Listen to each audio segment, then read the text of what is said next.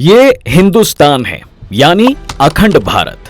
यहाँ पहले कभी कोई बादशाह नहीं हुआ, केवल राजा थे जो अपनी अपनी रियासतों पर राज करते थे। यानी पूरा हिंदुस्तान किसी एक राजा के अंदर नहीं था। पैगंबर के समय से लेकर अब तक सेंट्रल एशिया के 3 सुल्तानों ने हिंदुस्तान पर राज किया। पहले सुल्तान महमूद और उनके वंशज, जिन्होंने लंबे वक्त तक हिंदुस्तान के कई इलाकों पर हुकूमत की। हालांकि बादशाह महमूद ने हिंदुस्तान को फतेह भले किया हो, लेकिन वो खुरासान के तख्त पर ही बैठे रहे। दूसरे सुल्तान शहाबुद्दीन गौरी और उनके गुलाम, जिन्होंने कई बरस तक यहाँ पर शासन किया। तीसरा मेरा राज है, खुद को सुल्तान कहने वाला ये शख्स ये है जहीरुद्दीन मोहम्मद बाबर। सन 1526 में पानीपत की लड़ाई में इब्राहिम लोदी को शिकस्त देने के बाद बाबर ने खुद को हिंदुस्तान का बादशाह घोषित कर दिया और इसके बाद उसने ये लाइनें अपनी ऑटोबायोग्राफी बाबरनामा में लिखी। लेकिन यहाँ पर सवाल ये उठता है साहब कि बाबर ने जिस हिंदुस्तान का नक्शा खींचा है, जिसका बादशाह होने का दावा किया है, वो था कहाँ? उसकी सरहद कहां से कहां तक की थी? क्या जिस अखंड भारत की बात आज होती है, क्या वही बाबर के तसव्वुर का हिंदुस्तान था? जानेंगे आज की इस वीडियो में, बने रहिए हमारे साथ एंड तक। देखिए, आज का भारत या फिर हिंदुस्तान वो है जो ब्रिटिश इंडिया का हिस्सा था, जिससे अलग होकर पाकिस्तान और बांग्लादेश नाम के 2 अलग मुल्क बन गए। लेकिन ब्रिटिश इंडिया से पहले का हिंदुस्तान कहां था? इस सवाल का जवाब तलाशने के लिए जब हम मिडिल एजेस के डॉक्यूमेंट्स पर नजर डालते हैं तो हिंदुस्तान का एक बड़ा ही दिलचस्प नक्शा उभरता है। 16 जनपदों में बटा हुआ भारत तब एक दहाड़ते हुए शेर की तरह नजर आता था। आज बांग्लादेश और पाकिस्तान को मिलाकर भी करीब 20 से भी ज्यादा देश भारत से अलग हो चुके हैं। ये map Afghanistan, Pakistan, Bangladesh, Sri Lanka, Myanmar, Thailand, आधुनिक भारत, नेपाल, बर्मा, तिब्बत और भूटान जैसे नेशंस को इंडियन सब कॉन्टिनेंट में कवर करता था। हालांकि भारत हमेशा से ऐसा नहीं था, ये कई टुकड़ों में कटा हुआ था, जनपदों और महाजनपदों में बटा हुआ था। लेकिन फिर एक दिन तक्षशिला में जन्मे एक ब्राह्मण ने अपनी शिखा खोल दी और यहाँ से तैयार हुआ भारत के अखंड राष्ट्र बनने का रोड मैप। एक एक कर टुकड़ों में बिखरा हुआ एक महान राष्ट्र एक ध्वज में सिमट कर रह गया और इसके हीरो बने चाणक्य और चंद्रगुप्त। उन्होंने बिहार से बलूचिस्तान और कश्मीर से कंधार तक भारत की बाउंड्रीज को फैला दिया। सम्राट अशोक ने तो इन बाउंड्रीज को तक्षशिला से ईरान तक खींच दिया। ज्योग्राफिकल और स्पिरिचुअल दोनों फॉर्म्स में ये एक्सपेंशन पूरे वर्ल्ड को हैरान कर रहा था। एक तरफ तो तलवारों की आवाज आ रही थी, तो दूसरी तरफ महावीर और बुद्ध की वाणी सभी को लुभा रही थी। अखंड हिंदुस्तान की ये तस्वीर साउथ एशिया के मुसलमानों के आगमन यानी मोहम्मद बिन कासिम के सिंध पर अटैक से पहले की है, जिसका जिक्र हिंदू ग्रंथों महाभारत से लेकर कई पुराणों तक में मिलता है। इसे कई जगह आर्यवर्त भी कहा गया है। अब इन ग्रंथों को लिखने वाली कल्पनाओं का भारत जम्बूद्वीप पर लोकेटेड है, क्योंकि हिंदू पूजा पाठ, शादी, मुंडन, उपनयन संस्कार वगैरह में जब संकल्प लिया जाता है तो कहते हैं जम्बूद्वीपे भारत खंडे भारत वर्षे आर्यवर्तेक देशांत ग्रते अमुक क्षेत्र। यानी जम्बूद्वीप पर भारत खंड में स्थित भारतवर्ष वो हिस्सा है जिसमें आर्य रहते हैं। वही विष्णु पुराण के अकॉर्डिंग भारतवर्ष जम्बूद्वीप के बीच में लोकेटेड था। असल में जिस भारतवर्ष का जिक्र विष्णु पुराण करता है वो आज के भारत या अखंड भारत का महज एक छोटा सा हिस्सा है। जी हाँ, और ये इमेजिनेशन आर्यंस की है जो इस धरती को आर्यवर्त कहते थे। इसमें नॉर्दर्न इंडिया, पाकिस्तान और अफगानिस्तान भी शामिल था। लेकिन अगर हिंदुस्तान की सबसे ज्यादा क्लियर पिक्चर की बात करें, वो भारत में मुस्लिम शासन की शुरुआत के साथ उभर कर सामने आई। हिंदुस्तान शब्द का पहला इस्तेमाल ही अफगानिस्तान के गोर शहर के रहने वाले हिस्टोरियन मिनहाज ए सिराज जुर्जानी ने किया था अपनी किताब तबकात ए नासिरी में। एक्चुअली गुलाम वंश के सुल्तान इल्तुतमिश के दौर में जुर्जानी भारत का इतिहास लिख रहा था। इस दौरान वो गुलाम वंश के शासक कुतुबुद्दीन ऐबक के बंगाल जीतने और अपनी जमीनी सीमा को चीनी के बॉर्डर तक पहुंचाने की बात करता है। यानी जुर्जानी के अकॉर्डिंग भाई हिंदुस्तान ईस्ट में बंगाल तक फैला हुआ था, तो नॉर्थ में उसकी सरहद काबुल, कंधार, गजनी और गौर तक थी। अब जुर्जानी की तबकात ए नासिरी में मालवा का जिक्र भी मिलता है, जिसे सुल्तान इल्तुतमिश ने जीता था। इस तरह वो हिंदुस्तान की सरहद को साउथ में आज के सेंट्रल इंडिया तक खींच देता है। बाबर ने जब अपनी ऑटोबायोग्राफी लिखी तब उसने भी हिंदुस्तान का नक्शा उतारने के लिए जुर्जानी किताब की हेल्प ली और लिखा कि हिंदुस्तान के ईस्ट, वेस्ट एंड साउथ में समुद्र है, नॉर्थ में एक विशाल माउंटेन जो हिंदू कुश से लगता है। इसके अलावा यहाँ कश्मीर का पहाड़ी इलाका भी है। वहीं हिंदुस्तान के नॉर्थ वेस्ट में है काबुल, गजनी और कंधार, और पूरे हिंदुस्तान की राजधानी है दिल्ली। लाहौर, सरहिंद, संभल, मुल्तान, ठट्टा और आगरा यहाँ के इम्पोर्टेंट शहर हैं। अब अपनी ऑटोबायोग्राफी में बाबर ने हिंदुस्तान के कुछ राजाओं का भी जिक्र किया है। वो लिखता है कि भाई हिंदुस्तान के साउथ में विजयनगर के राजा हैं और वेस्ट में चित्तौड़गढ़।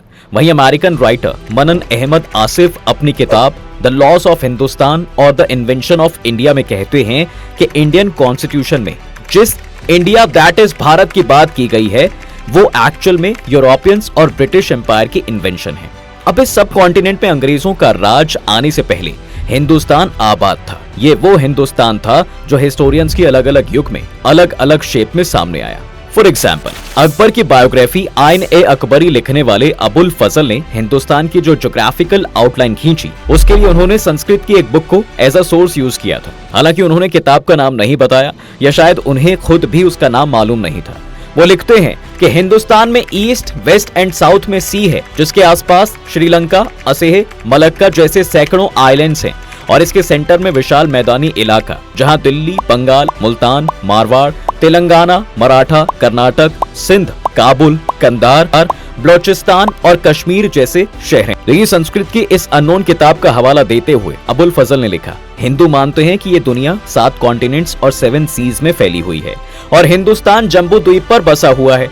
वो कहते हैं कि हिंदुस्तान में करीब 150 शहर हैं। अबुल फजल का ये डिस्क्रिप्शन विष्णु पुराण के जम्बू द्वीप पर भारतवर्ष से काफी कुछ मिलता है। अबुल फजल साउथ ईस्ट एशिया के देशों जैसे कि मलेशिया, कंबोडिया और इंडोनेशिया को भी हिंदुस्तान का हिस्सा बताते हैं। अब एक दौर में पूरे साउथ ईस्ट एशिया में इंडियन कल्चर का दबदबा था, जिसके सबूत आज भी मिलते हैं। इसी इतिहास के हवाले से कुछ विद्वानों ने साउथ ईस्ट एशिया को ग्रेटर इंडिया का नाम दिया था। असल 9वीं सदी के बाद से जब इस्लामिक हिस्टोरियन हिंदुस्तान को बयां कर रहे थे तो हर गुजराती सदी के साथ हिंदुस्तान का अलग नक्शा बनकर उभरा था।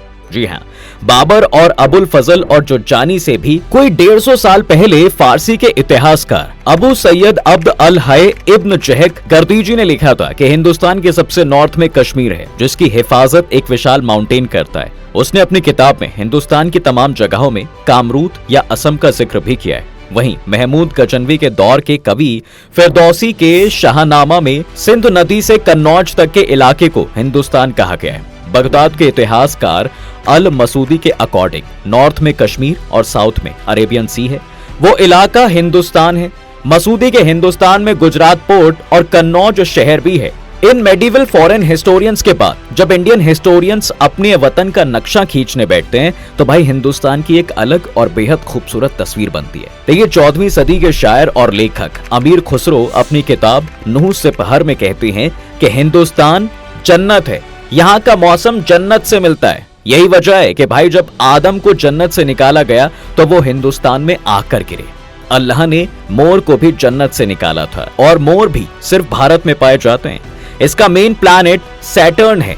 अमीर खुसरो हिंदुस्तान में बोली जाने वाली तमाम जबानों के नाम से इस देश के नक्शे को मुकम्मल बनाते हैं। खुसरो कहते हैं कि भाई हिंदुस्तान के एंशियंट टाइम से सिंधी, लाहौरी, कश्मीरी, गुजरी गुजराती, धुर समुद्री यानी कन्नड़, तेलंगी यानी तेलुगु बोलियां बोली जाती हैं। हिंदुस्तान के साउथ में माबारी यानी तमिल, पूरब में अवधी, कौरी और बंगाली भाषाएं बोलने वाले रहते हैं।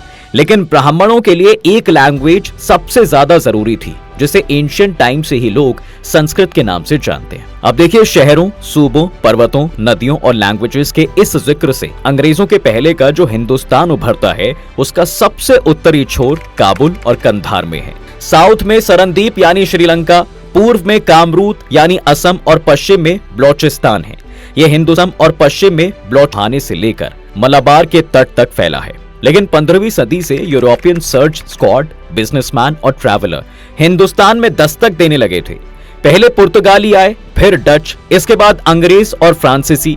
भारत आने वाले शुरुआती यूरोपियन के लिए हिंदुस्तान एक बड़ा सरप्राइज था, जो जेंटाइल्स यानी हिंदुओं और मुसलमानों के बीच बंटा था। अब 1615 में जहांगीर के दरबार में आने वाले ब्रिटिश एम्बेसडर थॉमस रॉय ने बादशाह के पर्सनल डॉक्यूमेंट्स के जरिए जहांगीर के साम्राज्य के अहम ठिकानों की इंफॉर्मेशन हासिल की और इसके बाद उसने हिंदुस्तान के जिन इलाकों या शहरों का जिक्र किया उनमें कंधार, ठट्टा, भक्कर, मुल्तान, काबुल, कश्मीर, अटक, पंजाब, दिल्ली, मेवात, संभल, बीकानेर, आगरा, जौनपुर, बांदा, पटना, गौर, बंगाल, ग्वालियर, खानदेश, मालवा, बरार, गुजरात, सूरत और चित्तौड़ का नाम शामिल है। थॉमस रो के इस एक्सप्लेनेशन के बाद ही 1619 में हिंदुस्तान का पहला ब्रिटिश नक्शा छपा, जिसे नाम दिया गया इंडोस्तानी। इस नक्शे को विलियम बैफिन नाम के एक शख्स ने पब्लिश किया था। इसमें काबुल और कंधार से लेकर आज का पूरा पाकिस्तान, पूरा बांग्लादेश और भारत शामिल था।